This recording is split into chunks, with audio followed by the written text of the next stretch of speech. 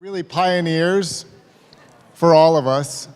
You know, they have gone before us, they have cut the trail, they've gone up some hard rocky roads, they've fought some battles, and because of their work, because of their amazing personal sacrifices, you know, we're all here today in this room. And I know it's a great reward for all of you to, you know, go around the country and to see the changes, especially you, Colin, and Dean, that have started out so many years ago and have seen the change and the things that have transpired over the last, 5 years, really. It's been such a huge movement. I think we're at a place with Alzheimer's very similar to where we were with heart disease 40 years ago. There was every reason to think it may be reversible. It's the same biological mechanisms that affect all of these chronic diseases, chronic inflammation, oxidative stress, changes in the microbiome and telomeres, angiogenesis, gene expression, overstimulation of the sympathetic nervous system, etc. There are no good drugs for treating it or for preventing it. It's, I think, the worst disease because when you lose your memories, you lose everything. And I have a personal interest because my mom and many of her siblings died of it, so I'm sure I have the ApoE4 gene as well. But I think it's going to work, and in some ways it may be even more, if it does work, and I'm only speculating, but if it does work, it'll be even more impactful than the heart disease studies because at least they had other treatments for heart disease. There are no good treatments for Alzheimer's. And as our population ages, it's going to become an increasingly both expensive and horrible proposition. So I'm keeping my fingers crossed and hope that we'll have some good news to share in a year or two. But we already know the key tenets of a healthy diet. In fact, we have for decades remarkable consensus in the medical literature.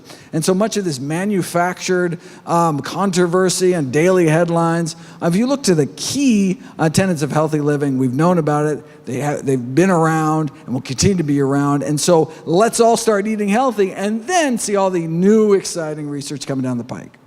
I present this unifying theory that the reason, as Mike was saying, that these same diet and lifestyle changes can not only help prevent but even reverse the progression of so many chronic diseases, that they're really, to me, the same disease masquerading and manifesting in different forms because they all share the same underlying biological mechanisms. It's one reason why you often find in the same person, they may have what they call comorbidities. They might have high blood pressure and high cholesterol and diabetes and be overweight and have heart disease, and have, strokes or whatever, because they're all the same condition. Or why in Colin Campbell's, revolutionary China study, whole countries had very low rates of these chronic diseases, but until they start to eat like us, even though they have the same genetic differences. For example, it doesn't matter if you're genetically not as efficient at metabolizing dietary fat or animal protein or sugar than someone else if you're not eating that much of it in the first place. But then when you start to, have a Western diet, then those genetic differences begin to manifest. And so I agree with you that these same issues don't necessarily need to be researched in the sense that because it's the same, and it's not like there's one diet for this and another one for that.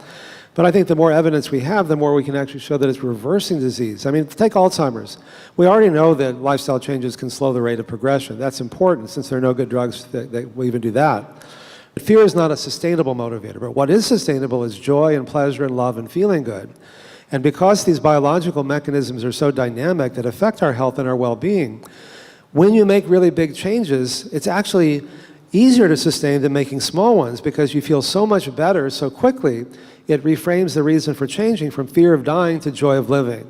As I talked about earlier, your brain gets more blood, you think more clearly, you have more energy, you can grow so many new brain neurons, your brain can get bigger in just a few months, your heart gets more blood flow, your face gets more blood flow, you look 20 years younger, your sexual organs get more blood flow, your sexual function improves, everything works better.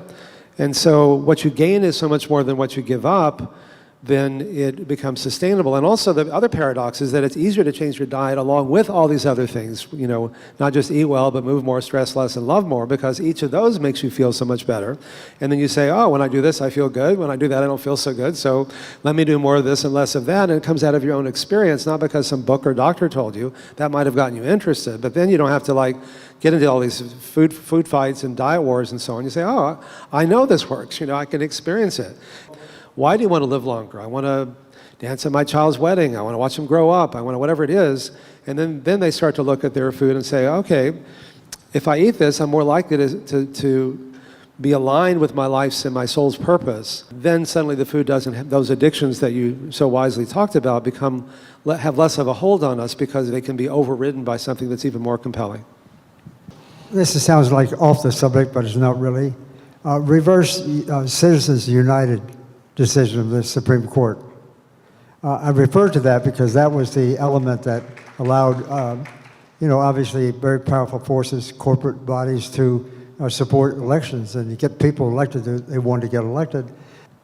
I mean, it really does happen that way. We can't really say what we want to say, what we believe to be true sometimes, because of that really pretty severe pushback, which in turn is actually coming from very powerful political figures who in turn are representing either elected themselves or working for elected officials that these days are there because of Citizens United.